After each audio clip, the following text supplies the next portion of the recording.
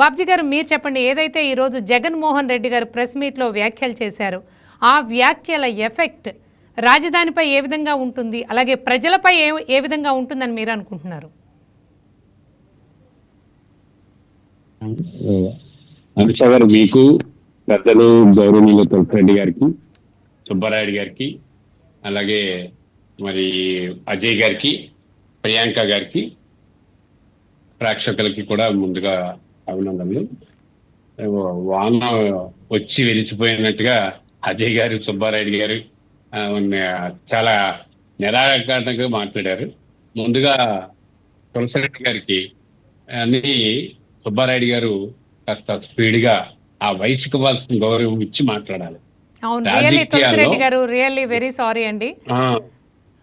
మీలాంటి వాళ్ళు కొద్దిగా కంట్రోల్ చేయాల్సిన అవసరం ఉంది. లేకపోతే ఈ డిబేట్స్ లోని ఏ రాజకీయ పార్టీ నాయకుడు వాళ్ళ నాయకుడు చేసిందే కరెక్ట్ అని మాట్లాడతారు. ఎందుకంటే రాజకీయ పార్టీలు తీరేవి.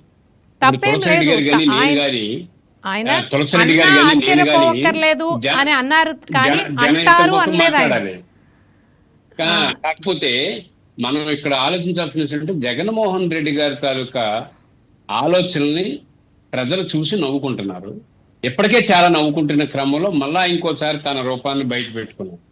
నేను 2-3 అంశాలు మీ నోటీసులో పెడతాను. అజయ్ గారు కానీ, సుబ్బారాయుడు గారు కానీ, ప్రియాంక గారు కానీ, లేకపోతే తులసిరెడ్డి గారు కానీ డిబేట్లో ఉన్నారు.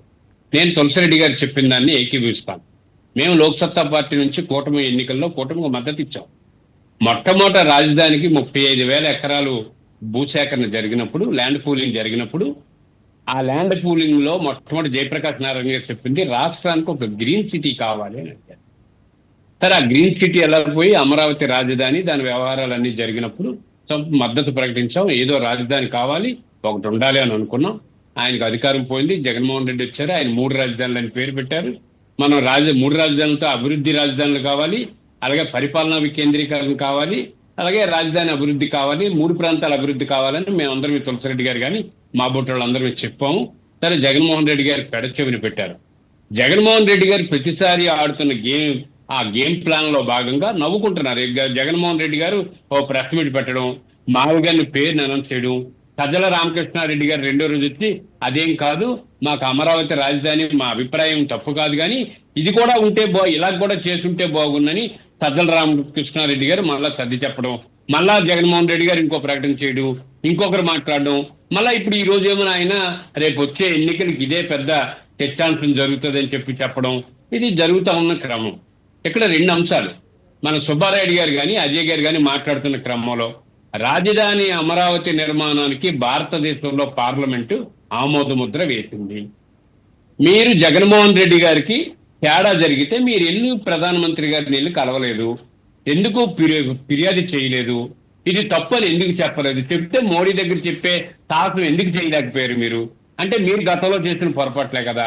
2, కన్స్ట్రక్షన్ లో తేడా జరుగుతుంది, లేకపోతే ఆశ్రిత పక్షపాతం జరుగుతుంది అనుకున్నప్పుడు మీకు ప్రజలు అధికారం ఇచ్చారు. 11 మంది వెళ్ళి ఎందుకు శాసనసభలో మాట్లాడరు, శాసనసభలో మాట్లాడినప్పుడు మీరు ఎందుకు శాసనసభ్యులుగా ఇంకా కొనసాగుతున్నారు?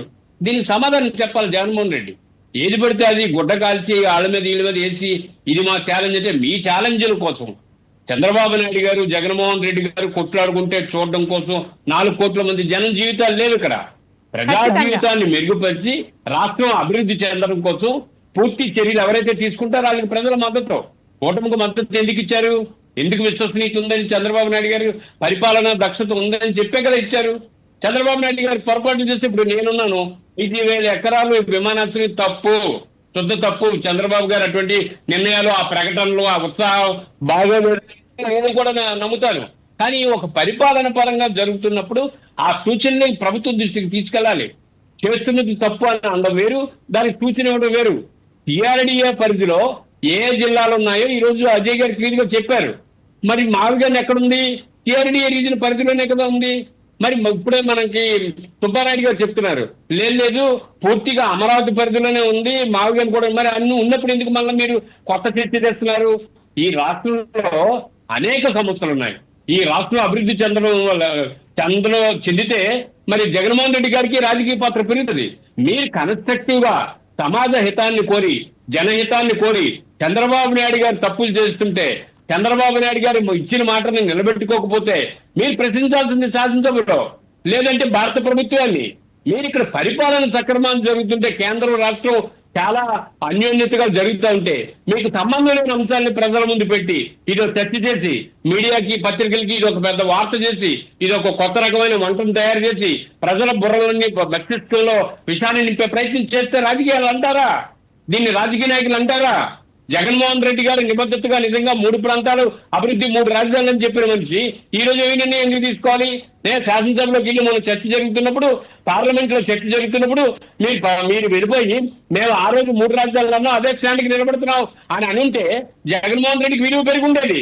ఆ రోజు ఎందుకు మాట్లాడలేదు? మళ్ళీ మావిగన్ ఏంటి? మళ్ళీ మావిగన్ అన్న తర్వాత రేపు తులసిరెడ్డి గారు చెప్పింది వాస్తవమే, మరో చోట అందరినీ నమ్మకం ఏంటి? ఒక వ్యక్తి ప్రజాస్వామ్యంలో ముఖ్యమంత్రి చేసిన తర్వాత, ఆయనకి రాజకీయ అనుభవం ఉన్న తర్వాత, ఆయన అపారమైనటువంటి ఓటు బ్యాంక్ ఉన్నటువంటి వ్యక్తిగా మాట్లాడుతున్న ప్రతి మాటని కూడా ప్రజలు కౌంట్ చేస్తారు. ఈ రోజు రాష్ట్రానికి కావాల్సింది ఏంటి? అభివృద్ధి.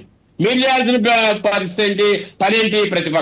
ప్రతిపక్షంలో మీరు కన్స్ట్రక్టివ్ గా మాట్లాడండి, లోపాలంటే అసెంబ్లీలో మాట్లాడండి, లేకపోతే లేఖలు రాయండి, గవర్నర్ని కలవండి, భారత ప్రధానమంత్రి దృష్టికి తీసుకెళ్ళండి, లేకపోతే అనేక ఫార్మాట్లోనే మాట్లాడండి. ఇది మానేసి చిన్న చిన్న అంశాలు పట్టుకొని ప్రజల మధ్యకి పెట్టి మీరు మాట్లాడే ఛాలెంజ్ ఎదుర్కొన్నానని ఏం మావిగాను? ఈ రాష్ట్రం భారతదేశంలో ఇతర రాష్ట్రాలతో పోల్చుకుంటే మీ రాజకీయాల కుచితం వల్ల, మీ ఫైట్ వల్ల నిజంగా ఈ రోజు ఏ మాటకు ఆ మాట చెప్పుకోవాలి. చంద్రబాబే అధికారం తీసుకోకపోతే ఈ కుక్కల చుట్టూ మిస్టర్ని కన్సల్టేట్ చేసే రాజకీయ అనుభవం ఎవరికైనా ఉందా? డే 1 నుంచి తెలుగుదేశంకి అధికారం వచ్చాక కొట్టుకు చావడమే పనిగా చేస్తే ఈ రాష్ట్రాన్ని ఎవడు బాగుపడతాడు? పొరపాట్లు జరుగుతున్నాయి పోలీసుల్లో, రెవెన్యూలో. మాలటోళ్ళందరినీ మేము హెచ్చరిస్తున్నాం. ప్రతి డిబేట్ లో చంద్రబాబు నాయుడు గారికి తప్పు జరిగిందని చెప్తున్నాం. నేను ఉత్తరాంధ్ర వాసి, ఇంకో రేపు విమానాశ్రయం ఓపెన్ చేస్తా అంటున్నారు. స్థానికులకి ఎందుకు ఉపాధి ఎవరని అడుగుతున్నాం, ఎందుకు స్కిల్ డెవలప్మెంట్ సెంటర్ పెట్టలేదని అడుగుతున్నాం. రేపు సమ్మర్ లో చాలా నీటి ఎత్తడి జరిగిందని చెప్తున్నాం. ఖరీఫ్ రబీకి రైతులకి చాలా అన్యాయం జరుగుతుంది, విత్తనాలు కూడా దొరకలేదని చెప్తున్నాం. అట్లాగే ఏజెన్సీలన్నీ కలిపి జ్వరపీడిత ప్రాంతాలుగా మారిపోయాయని చెప్తున్నాం. కేజీఎక్స్ విమ్స్ని అభివృద్ధి చేయకపోతే ప్రజలు నష్టపోతారని చెప్తున్నాం. పొలిటికల్ పార్టీలు ఇప్పుడు కూడా ప్రజాస్వామ్యంలో ప్రజలకు కావాల్సిన విద్య, ఆరోగ్యం, ఉపాధి, వ్యవసాయం, పారిశ్రామిక రంగాల కోసం మాట్లాడాలి తప్ప మీ కుచిత రాజకీయాలకు విషంగా నింపి మీకు నచ్చిన ప్రతి అజెండాని మీడియా ముందు పెట్టి ప్రజలను ఏమైనా కొట్లాడించడం కరెక్ట్ కాదు. నిన్నటికి నేను స్టీల్ ప్లాంట్ లో బర్స్ట్ జరిగిన తర్వాత చనిపోతే ఆ కుటుంబాన్ని ఎవరు పరామర్శించారు? ఇప్పుడు ఎవరు పట్టించుకున్నారు?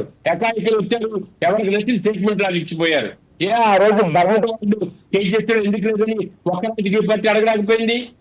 విమ్స్ లో గొప్ప అద్భుతమైనటువంటి పరిపాలన కేంద్రాలు పెట్టాలని ఏ రాజకీయ పార్టీ ఎందుకు అడగలేదు? మీ దుర్మార్గమైన రాజకీయాల కోసం, మీ అధికార రాజకీయాల కోసం ఎవరు ఏం చేస్తున్నారో తెలియక ప్రజల గందరగోళంలో ఉన్నారు. పనిచేస్తున్న చంద్రబాబు తప్పు చేస్తే మీరు ప్రశ్నించండి, లేకపోతే చంద్రబాబు కరెక్ట్ చేస్తే ప్రోత్సహించండి, లేకపోతే మీకున్నటువంటి కొత్త ఐడియాలజీని, పరిపాలనలో ఉన్నటువంటి అపార అనుభవాన్ని ప్రజల ముందు పెట్టండి. ఇది మానేసి ఎందుకంటే జరుగుతున్న పరిణామం అమరావతి ప్రజలు ఎట్టుకున్నారు, ఇది జరగాలని కోరుకుంటున్నారు, అభివృద్ధి జరగాలి. యొక్క